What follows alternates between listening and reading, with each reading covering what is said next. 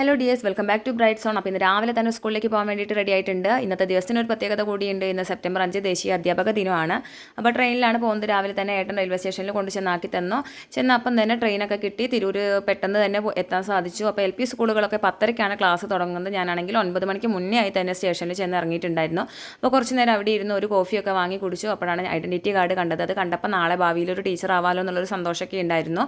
അങ്ങനെ കുറേ നേരം അവിടെ വെയിറ്റ് ചെയ്തതിന് ശേഷം ഇന്ന് സ്കൂളിൽ ഞങ്ങൾ കുറച്ച് കാര്യങ്ങളൊക്കെ ആസൂത്രണം ചെയ്തിട്ടുണ്ടായിരുന്നു. അപ്പം ക്വിസ് കോമ്പറ്റീഷനുള്ള ഗിഫ്റ്റ് കാര്യങ്ങളൊക്കെ വാങ്ങി. കുട്ടികൾക്ക് വായിക്കാൻ പാകത്തിലുള്ള 2 പുസ്തകങ്ങളാണ് ഞങ്ങൾ ഗിഫ്റ്റായിട്ട് വാങ്ങിച്ചിട്ടുണ്ടായിരുന്നത്. അങ്ങനെ സ്കൂളിലെത്തി. സ്കൂളിൽ നിന്ന് ഞങ്ങൾ അസംബ്ലി കാര്യങ്ങളൊക്കെ സംഘടിപ്പിച്ചിട്ടുണ്ടായിരുന്നു. അങ്ങനെ അസംബ്ലിയൊക്കെ കഴിഞ്ഞതിന് ശേഷം കുട്ടികളോട് തലേ ദിവസം പറഞ്ഞതിനനുസരിച്ച് അവരുടെ ടീച്ചേഴ്സിനുള്ള ഗിഫ്റ്റും കാര്യങ്ങളൊക്കെ ഉണ്ടാക്കി കൊണ്ടുവന്നിട്ടുണ്ടായിരുന്നു.